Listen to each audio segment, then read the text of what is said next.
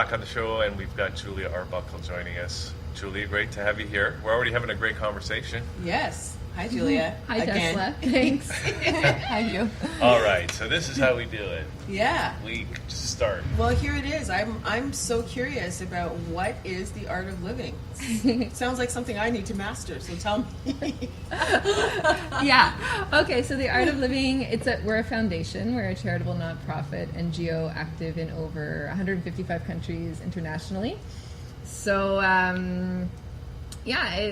Here we rent space, but internationally we have maybe 10,000 centers that we own worldwide, and millions of people have taken programs with the Art of Living Foundation. And you've got an ashram near Shawinigan. Near Shawinigan. Jean Chrétien's hometown. That's true. It is beautiful. And that's you sitting on the dock. Almost. It was almost you. Almost me. But it does accurately represent the feeling of being at the ashram just north of Montreal. Yeah. Yeah. Fantastic. So how did you get involved with the Art of Living, or what's your role with them? So right now I'm a teacher. I teach Art of Living programs, and I took my first program in 2002. Where's the best place for me to look? It doesn't matter, right? We say it doesn't matter. Right. Okay, But if you want to wink at the audience, that would be that right there. Yeah. Okay. Right? Because we're funky like that. Okay. In 2002, I took my first program, and I was a master's degree student. I was studying English at Queen's, and for me, that was a time in my life where I felt a little bit. It became a crossroads. I don't know if it necessarily was. Maybe it was a crisis that became a crossroads. Right. But, starting in the beginning of university, I had been a chronic overachiever. I had really pushed myself a lot. And then I started to have these little periods of really intense stress. Maybe I was probably depressed. I never really was diagnosed with depression, but certainly... Doing too much for too many people and not enough for yourself kind of deal? Yeah, Without knowing the real reasons why, probably. What? Without knowing the real reasons Without why. knowing the real reasons why. Achieving for the sake of achieving, Yeah. right? Which probably was an indication of a little bit low self-esteem, right? If the grades were super high, then, well... You're a kid, I was a kid. We'll give you some slack. Yeah, for right? sure. Anyways, achieving and commitment to excellence is also a nice Sure it thing, is. but Sure. not when it's burning you out. 100%. So I was definitely getting very burned out, and the depression piece, though, my father, he had been struggling with depression, and I was getting a little bit scared about what lay down the road for me. I can so relate. Yeah. And it's a generational thing, too. Right? We're experiencing like an increased intensity of that, so I can so relate. Definitely, right? So, I was worried, and I had always been a fantastic student. I was not doing well in this program because of this fog that was in my head, and I was distracted, and a friend of mine had taken this program, and she was as equally miserable as I was initially. I don't know, if you're really, really unhappy and you feel all alone in your unhappiness, when you find someone that you perceive to be as equally miserable as you, it's like a find. It's like a hidden gem. Right. So I was so excited. Especially like feeling that way, but still wanting to do something about it. Yeah. That's the like magic right there. Yeah, exactly. You know? So she did. And at first I felt a little betrayed that she had left our circle of misery, but but then I was so inspired, by seeing her transformation, because she was not a happy person, and then she became like so productive in her program, and she was just so filled with positivity and enthusiasm, and just being around her started to make a difference for me. What happened to her? Like before, when she was unhappy? Yeah, what made her unhappy or blossom? She Yeah. took the Art of Living program. Yeah. Yeah. Son of a gun. Yeah. So, and in the program, she learned these amazing breathing techniques. And so I was very interested in these techniques. I was like, what could she possibly be doing with her breath Right. that was having this much of an impact. Okay. I was a little incredulous. Right. But I just kept watching her for like a month, and the effect didn't go away. It was totally sustainable. In You're fact, a total probably- witness to it. Yeah, I was watching it, and then finally I was like, teach me these breathing techniques. Okay, wait. When you were watching her, Yes. did you see her breathing differently? No, I didn't watch her actually do the breathing. But she was probably breathing every time you watched her. Oh, that's true, because we all are breathing every single moment. Hopefully. Right? Yeah. Yeah. Yeah. But she's probably engaging in some sort of practice of it. But Oh, regardless. I'll tell you one thing though. She noticed that she quit smoking. She was sort of a smoker. She smoked maybe 2-3 cigarettes a day, not anything too intense. Yeah. But after she did this program, it was like several weeks later, and she just kind of noticed that she Oh, yeah. hadn't been smoking. Right. So that definitely affected the quality of her breath Love it. Right. as well. Right. So tell me about like the program. What did you do? Like when you went in, what does a program consist of at the Art of Living? So within the Art of Living program, we call it the Happiness Program now. The cornerstone of the program is a technique called Sudarshan Kriya. That was the breathing technique that my friend was doing. And it's a very powerful, very profound breathing technique. And yeah, it's what's responsible for changing so many lives. The life of my friend, my life, the lives of so many of my students. So would you say that it's yogic in its principle? Because Definitely. Okay, because I practice a lot of yoga, and you know the first thing they teach you in yoga is how to breathe. Because we Definitely. forget how to do Yeah. that as children, right? Yes. So yeah, so is the basis of Art of Living mostly yogic? Yes, definitely. It's rooted in the Vedic yogic traditions. Okay, cool. Yeah. You know, could you maybe explain a little bit of the yogic tradition and Art of Living, and how, you know, maybe we just explain sort of in a non-traditional way, like how it relates to yoga, because sometimes people, when you say yogic, they're like, you know. So is there a way that the Art of Living introduces those principles, but in a way that supports everyone participating? Definitely, right. So, yeah, sometimes people have a perception that yoga is related to Hinduism or to a specific religion, but it's not. Anything that comes from yoga is Vedic, which is pre-religious. It was just a way of living life. You know, there were all these different gitas, different books that told you how to live life. So if you wanted to build a house, there was a book. If you wanted to know how to do any number of things, you could find a text that would teach you how to do something effectively. Right. And there were texts about how to live effectively, live according to the rhythms of nature, you know, live in a way that keeps your mind peaceful, that keeps the body healthy. And that's what yoga is. You know? Right. It's a way of life. It's not... Totally agree Yeah. with you. So like with the Art of Living, then, beyond the teaching of the breath in this way, what else do you So in line with that, to keep the mind healthy, Mm-hmm. definitely techniques like the breath and meditation and physical yoga asanas Mm-hmm. can keep you very healthy. But then there's also, you need to have a strong mental game, right? right? Mm-hmm. If you're going through life and you don't have good mental game, then you're going to get, you know, sidetracked all over the place, right? In terms of the direction of your life, definitely in terms of what's going on with your mind and your emotions. So we share this knowledge that is rooted in the Vedic tradition, but it's offered in a very practical, pragmatic, modern way. Wonderful. Yeah. So, yeah. Go ahead. Okay. Are you breathing like that right now? No, but do you know what? Most people, they only use about 30% of their lung capacity. I know. Yeah. So the breath is a huge source of energy.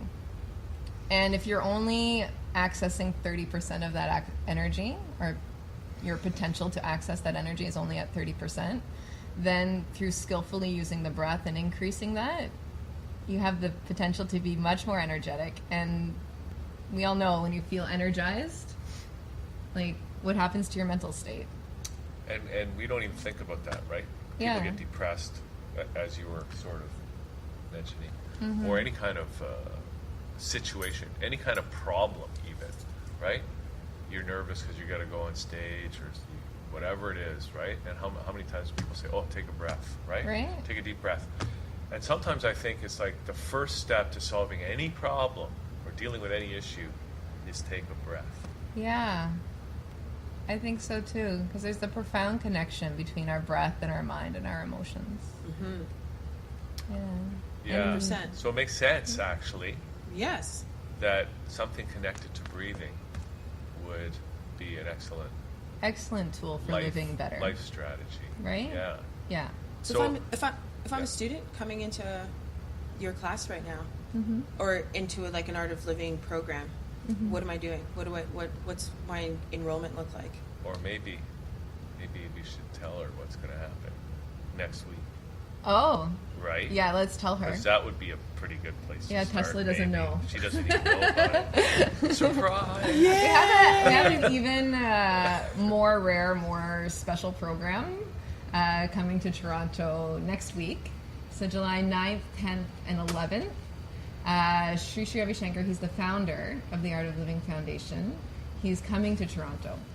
So he hasn't been here for 10 years. It's a rare occurrence, something that we're very excited about. And he's going to be delivering a program called Unveiling Infinity. Yes. Yeah. Should I just... Great. Infinity and beyond. And beyond. Yes. Yeah. So, okay, and this is going to be where? At Roy Thompson Hall. Okay. All Yeah. 3 days? He's going to It's speak all for 3 days, but it's it fits into the workday, so it's 7 p.m. to 9 p.m. Okay. Oh, okay. All 3 days.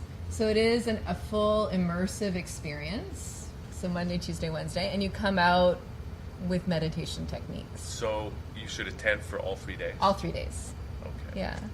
All right. It's not just sort of like a come, feel nice, have a good time. It's a course. Like, is this an introduction to the Art of Living, or is this a full-blown, I mean, how does it fit into the Art of Living Into the schema? overall program? You know, I feel like this program is a very unique program because it is an entry point for Art of Living. So people with no prerequisites, with no experience with Art of Living can come and have a fantastic experience. But definitely there are people who have been teachers with Art of Living for decades who also come to this program and have a fantastic experience. Okay. So actually, Sri Ravishankar, he's doing an international tour with this particular program at the moment. So I have friends who have taken the course in Bali. I have friends who have taken the course in LA.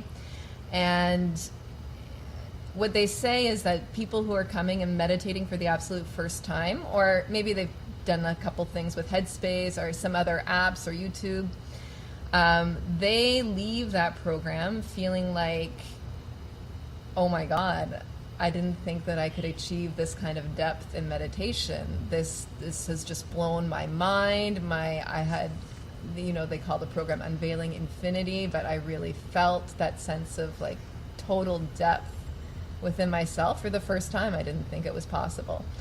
And then people I know who have taken many programs or been meditating for many years, they similarly say, this is a definitive program. Like afterwards, I could tell that my own practice took off. Deepened. But not just like, incrementally, significantly. There was a dramatic shift.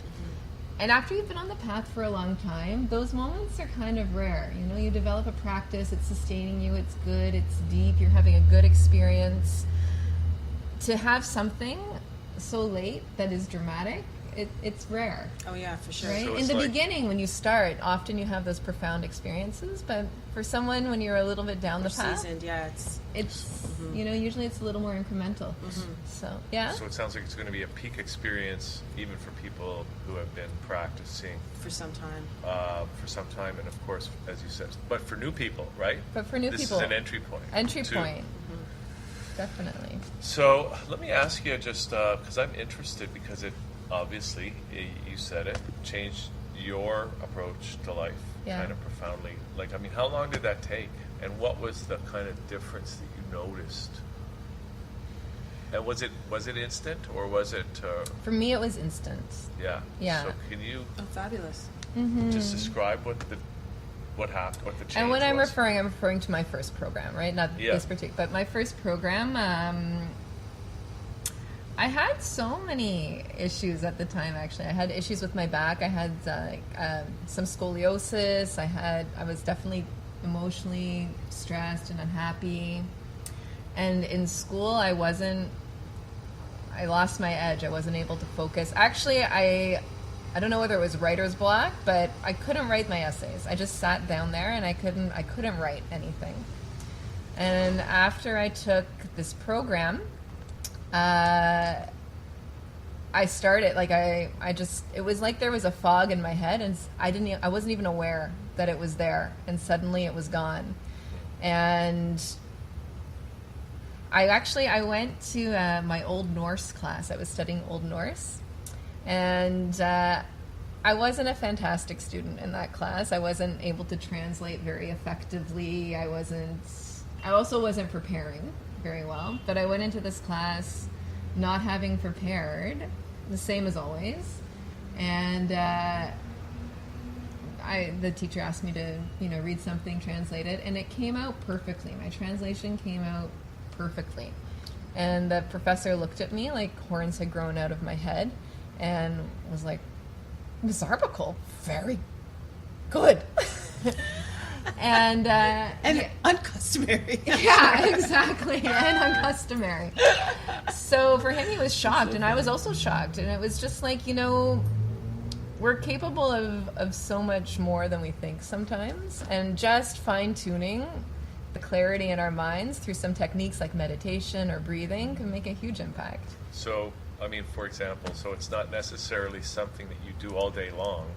No. It is something you do, like you'll do a practice for a period, say in the morning, and then go off on your day. Exactly. I see. Would you say, like, for the audience that isn't as familiar with meditation, that the Art of Living teaches about living life more like a conscious meditation? Yeah, bringing awareness, bringing your mind into the present moment. Right. Yeah, definitely. The more you meditate and the more you engage in these mindful practices, the more that your mind is still and centered in your everyday life. And then you become so strong and so able to deal with challenges so you don't get knocked off course. Well, I think it makes it so much easier for you to access information that will serve you more readily than being in this state of, like, having to respond instantly to stimulus. Meditation, again, teaches you to be slow. That gap. Right, because when you're able to take a breath, it allows you to pause, and it sends oxygen to the brain, which means you can think. Yeah. Instead of reacting, we can... You're like, whoa. Yeah. Oxygen? Yeah, exactly. So, now have you met Sri Ravishankar before? I have. You have? Yes. Okay, what was that like? That was also a very incredible experience for me. He is an amazing person.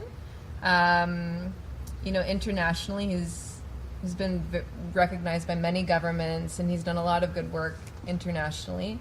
But I feel really lucky, and most people feel very lucky to feel a personal connection or have a personal relationship with him.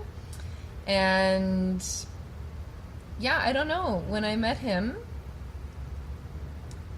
for me in my life, I used to feel often that I was in a corner and that I had to make choices. And every time I had to make a choice, I felt like I was choosing between something that could make me miserable and something that could make me miserable. And I was trying to make the best choice.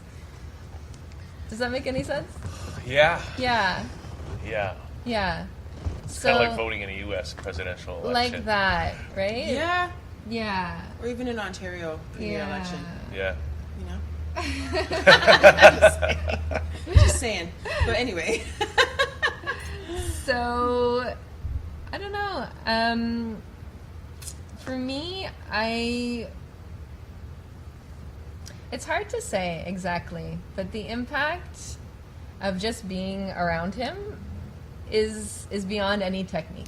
Like, he has this very special presence, And yeah, they say, certain people, they have that, I don't know, what do you want to call it, but a certain, I don't know. Aura, presence, something. Yeah, he definitely something has like something. You want to know an example? Yeah. Okay. So this is not my personal example, but it's a relevant social example. So a couple years ago, Juan Manuel Santos, he won the Nobel Peace Prize. Do you know this? He was the president of Colombia. Mm-hmm. So he won the Nobel Peace Prize because of the peace work that he was doing with the FARC guerrillas, the guerrilla group. And there had been a 50-year civil war in Colombia. Oh, yeah. Yeah. Go on. So we have some strong Art of Living volunteers in Colombia. And so they arranged for a meeting between Sri Ravishankar and the Colombian president. This is prior to him winning the Nobel Peace Prize, prior to any of the peace process being initiated. So Sri met with the President Juan Manuel Santos. He also met with the leaders of the FARC guerrillas in Havana in Cuba after having met with the president. Mm-hmm. And what happened when he met the FARC is really incredible. We have a video about it. You can, on YouTube, you can search it. It's called The Guru and the FARC. How long is it? It's a 5-minute video. I don't know if maybe we can pull it up and run it at the end. I don't know. Okay. Let's see if we can do that. The Guru and the FARC? The Guru and the FARC. FARQ? FARC. FARC, okay. Yeah. The Guru and the FARC. The Guru and the FARC. And so it's really interesting because you see footage of him talking to the FARC leaders, and they don't want to listen to anything that he's saying initially. They look very uncomfortable, they're kind of smirking, they're twiddling their thumbs, and he's telling them, no, the FARC should go after their political goals through the principle of Gandhian nonviolence. And this doesn't really jive well with people who have been committed to violent execution of their political goals for the last 50 years. Mm-hmm. But then, after all this peace dialogue, he leads them in a meditation, mm-hmm. and something shifts for these people. And it's very mysterious. In the video, the next thing you see is a press conference, and they're saying, we agree with Maestro Shankar, we agree with Sri Ravishankar, that deep down, all of us are victims, and society has said never again, and so we would like to adopt the Gandhian principle of nonviolence. It's amazing story. Yeah, and that's history, Well, from that because I don't think they have that trouble in Colombia anymore. No, they've become a legitimate political party in Colombia, and part of the overall political process. Yeah. And you can really, in my mind, you can trace that back to one meditation led by Sri Ravishankar. And that says a lot about the power of meditation, but it also says a lot about the presence of the person. If they had all just put their earbuds in and listened to some pre-recorded, of course, meditation from, whatever source, it would not be the same as having a meditation master there in front of you. Yeah, who better than Sri Ravishankar? Now, did he start the Art of Living? Yeah, he's the founder of the Art of Living. Can you just give us a brief history of him and the organization? Sure. So 36 years ago, Sri Ravishankar, he went into a period of silence, and he came out of that period of silence with this knowledge of Sudarshan Kriya. He sort of cognized, we use the word cognize, this technique of Sudarshan Kriya, which is based in ancient yogic wisdom. And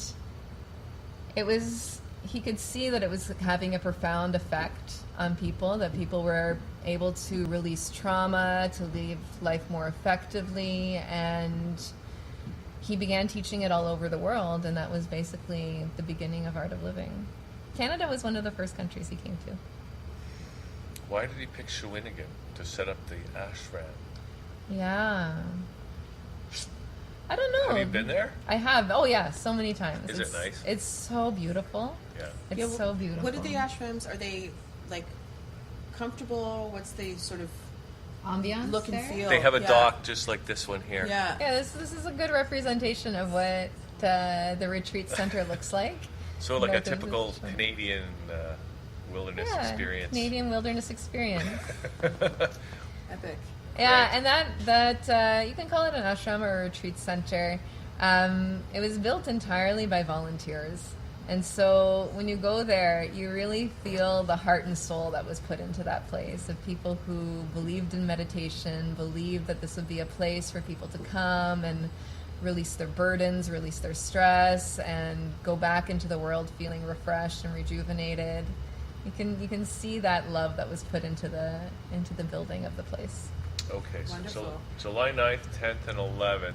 What day of the week? That's would a that Monday, be? Tuesday, Wednesday. Okay. It's next Monday, Tuesday. Yeah, we're like T-minus 6 days. Yeah, next Monday, Great. Wednesday, Tuesday. And it's 7 to 9 p.m. Yes. And how are there any tickets available? Or There how are do tickets people- available. So you can go to www.unveilinginfinity.ca and choose Toronto as your city. And you can buy tickets.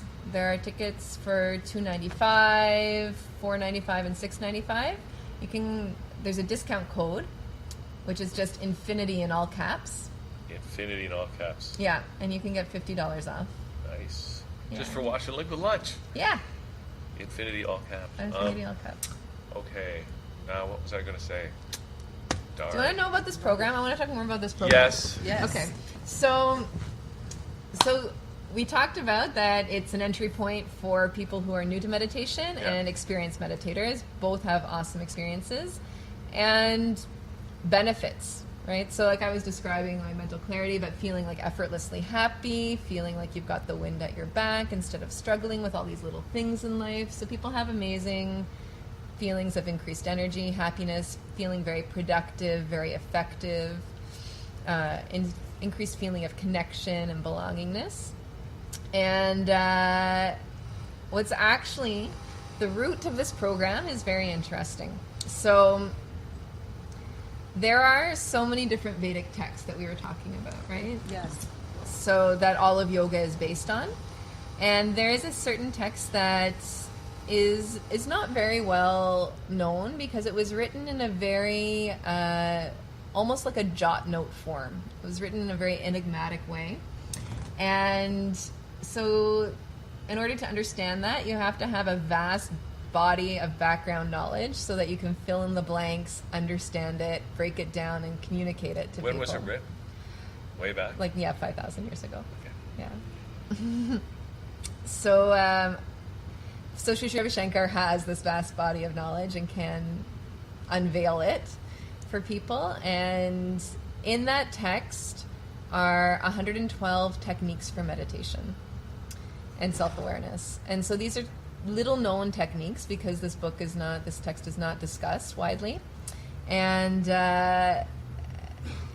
so we're going to be able to get these little techniques. And they're small, little, bite-sized techniques that are very easy to apply to whatever meditation practice you already have. And yeah, it just really enables you to transcend the mind and dive deep into that space of meditation where gonna everybody wants to go. All 112 will be covered? No. No. Yeah, it'll be a sampling. All right. What if you don't have a meditation technique at all? You're going to learn some. Right? So you're going to be good. Right. Yeah, you're You going to can be be a good. newbie. You can be a seasoned And you art come of away living with tools or practitioner. pearls. Either way, new tools because you don't have any, Yeah. and pearls because you've practiced and it's like Yeah. you just cherry Exactly. toppings, right? Yes. Feel you. Yes. Got it. Yeah. Dun, dun, dun, dun. Okay, good. Thanks, Julia. Now, you mentioned you go to unveilinginfinity.ca and you can click on Toronto. Are there other cities in the country that? Yeah. Where else? He's on a Canadian tour, so after Toronto he goes to Montreal, and then Yeah. from Montreal to Calgary. That's it? Just 3 cities? Just 3 cities. Okay. Great. And then, of course, what happens after he goes away from Canada? Can people still participate in the art of living somehow? Yeah. Or maybe they were watching this a year from now. Well, and there's Yeah. 100. How many facilities you were mentioning previously? We're active in 155 countries. Right. So anywhere in the world, you can definitely go on artofliving.org and find a program happening in your country or city, more than likely. And once Sri Ravishankar has left Toronto and the opportunity to take Unveiling Infinity has passed, the best way to start out is to take an Art of Happiness program that that's where we offer Sudarshan Kriya, or Art of Meditation, where we offer a meditation program. Okay. Yeah. That's what you did, right? That's what I did. And now, And it was amazing. now look at you. Yeah. No, really. Great. Okay. I'm pretty happy with how everything turned out. Awesome. It's Yeah. great. Okay. Well, Thank thank you you very for coming much. in today. Thank you both. It was lovely.